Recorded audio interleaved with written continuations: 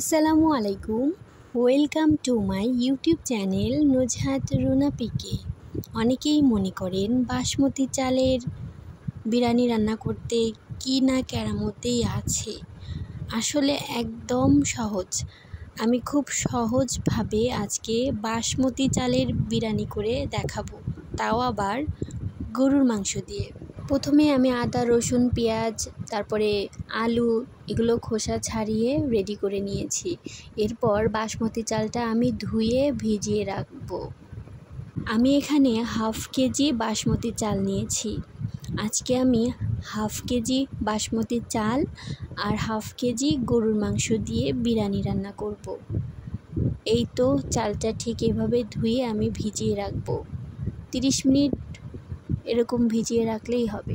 এই রাইস কুকারের মধ্যে 1 লিটার পানি দিয়ে 2 চামচ সয়াবিনের তেল মিশিয়ে দিয়ে দিলাম কালো এলাচ, তেজপাতা, তারপরে দারচিনি, লং, শাহি জিরা, সাদা এলাচও। আমি রাইস কুকারে এটা গরম হতে দিব, আর এরই ফাঁকে আমি ডিম সিদ্ধ করে নিব। আমি আজকের রান্না পুরাটাই কারেন্টে করব, তাই রাইস কুকারে আমি চালটাকে সিদ্ধ করে নিব আর ফ্রাই প্যানে এই ভাজাভাজির কাজটা করে নিব। আমার ডিম সিদ্ধ হয়ে গেছে। এখন আমি পেঁয়াজ বেরেস্তা করে নিব।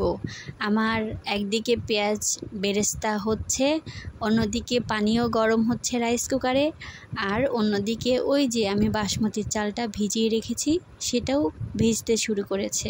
পেঁয়াজ বেরেস্তা করার সময় একটা কথা মাথায় রাখবেন, পেঁয়াজ বেরেস্তার সময় অবশ্যই তেলটা বেশি দেওয়ার চেষ্টা করবেন, কারণ তেল যদি বেশি দেওয়া যায় তাহলে পেঁয়াজ বেরেস্তাটা অনেক ঝরঝরে হয়, মুচমুচে হয়, অনেক সুন্দর হয়, দারুণ লাগে খেতে। আর যদি তেল কম দেওয়া যায় তাহলে সেটা অনেক আঠালো হয়। আমার পেঁয়াজ বেরেস্তাটা হয়ে গেছে। এখন আমি একটু নুন দিয়ে, হলুদ দিয়ে তেলের মধ্যে একটু নাড়াচাড়া করে নিব। এরপর আলু বোখরাগুলো ভেজে নিব। জালটা মিডিয়াম আঁচেই রাখবেন আলু বোখরা করার জন্য, কারণ আলুটা তো সিদ্ধ হতে হবে। আলু বোখরার কালার চলে আসলে তখন জালটা কমিয়ে দিবেন এবং অনবরত নাড়তে থাকবেন যাতে পুড়ে না যায়। আমার আলু বোখরা হয়ে গেছে, আমি পেঁয়াজ বেরেস্তার উপরেই নামিয়ে নিয়েছি। এখন আমি ডিমগুলো ভেজে নিব। আমি মাংসের মধ্যে ডিমও অ্যাড করব, কারণ বিরিয়ানিতে মাংস ডিম থাকলে অনেক মজা লাগবে খেতে। এই তো আমার পানিটা গরম হয়ে গেছে। এখন আমি ভিজিয়ে রাখা বাসমতি চালটা দিয়ে দিলাম সিদ্ধ হওয়ার জন্য। 90% এটা সিদ্ধ করে নিব আমি রাইস কুকারে। আমি অল্প অল্প করে সবগুলো বাসমতি চাল দিয়ে দিয়েছি, লবণে দিয়ে দিয়েছি সিদ্ধ ভালো হওয়ার জন্য। এই যে দেখুন আমার বাসমতি চালটা মোটামুটি সিদ্ধ হয়ে গেছে। এখন আমি একটা সসপ্যানে নামিয়ে নিলাম, এটা ঠান্ডা হতে দিব। এই যে খুব ভালোভাবে দেখে নিন, আমি কিন্তু 90% সিদ্ধ করেছি আর 10% সিদ্ধ করিনি। আর 10% আমি লো আঁচে রাখবো যখন, তখন বাকিটা সিদ্ধ হয়ে যাবে আর বিরিয়ানিটাও ঝরঝরে হবে। ব্যাস নামিয়ে নিয়েছি আমি।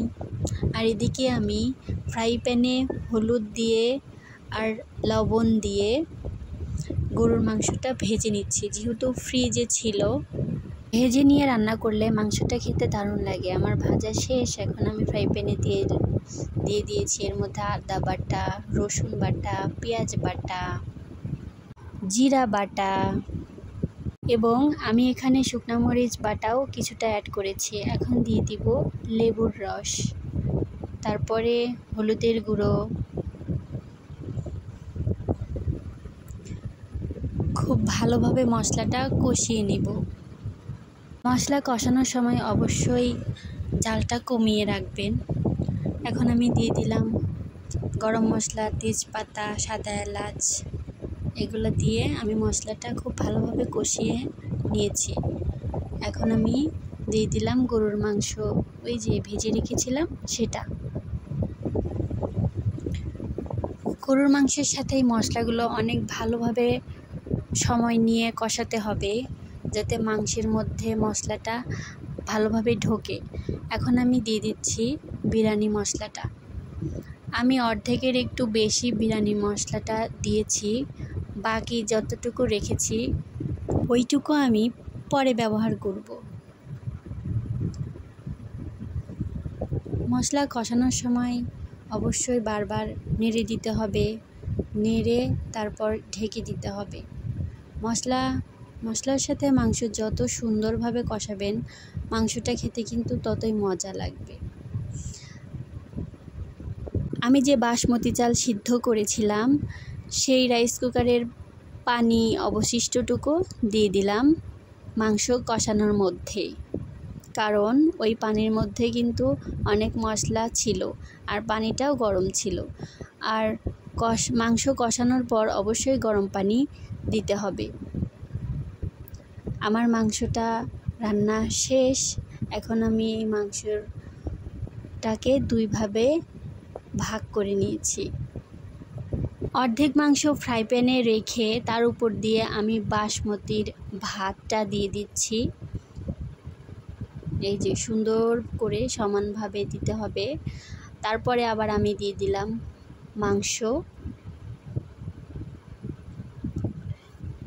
মাংসটা সুন্দরভাবে ছড়িয়ে দিয়ে এরপরে এখন আমি বাকি উপকরণগুলো দিয়ে দিব। এটা হচ্ছে ঘি দিলে বিরিয়ানির ফ্লেভারটা অনেক সুন্দর আসে, খেতেও বেশ মজা হয়। এ পর্যায়ে দিয়ে দিব আমি পেঁয়াজ বেরেস্তা, সুন্দরভাবে ছড়িয়ে দিতে হবে যাতে সবখানেই যায়। এখন আমি দিয়ে দিচ্ছি গুঁড়ো দুধটা অবশ্যই দিবেন, গুঁড়ো দুধ দিলে অনেক মজা লাগে। এখন আমি দিয়ে দিচ্ছি কেওড়া জল দিলে কোনো রকম মাংসের গন্ধ আসবে না খাওয়ার সময়। এখন আমি আবার উপর দিয়ে দিচ্ছি বাসমতির ভাতটা।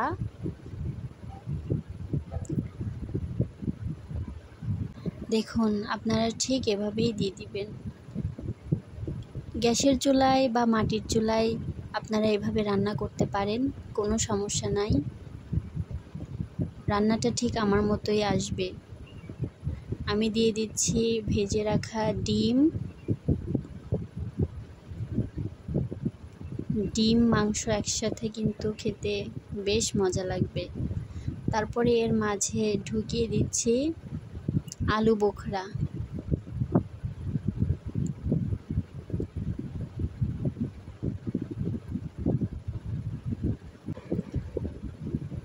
এই যে দেখুন, এরপর আমি পেঁয়াজ বেরেস্তা আবার দিয়ে দিচ্ছি। এটা কিন্তু উপরের লেয়ার, একদম উপরে থাকবে। যখন ঢাকনাটা খুলবো আমরা, তখন আমাদের নাকে ঘ্রাণে একদম ভরে যাবে, যেন বাসমতি চালের বিরিয়ানি খাওয়ার লোভই আর সামাল দেওয়া যাচ্ছে না, এরকম একটা পরিস্থিতি ফেস করতে হবে। এখন আমি দিয়ে দিলাম কিশমিশ, তারপর আবার উপর দিয়ে দিলাম ঘি।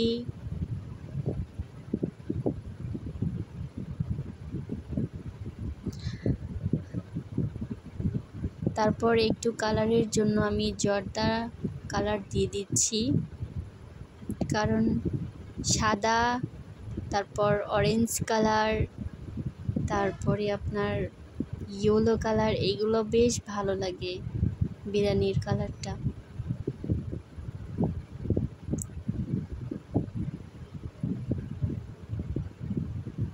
তারপরে আবার গুঁড়ো দুধ আমি উপরে ছড়িয়ে দিচ্ছি।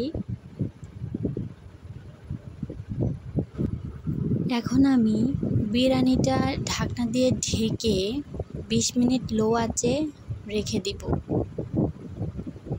যদি লো আঁচে রেখে দেওয়া যায় তাহলে দেখা যাবে যে পানিটা শুকিয়ে যাবে আর ভাপে সব 100% সিদ্ধ হয়ে যাবে।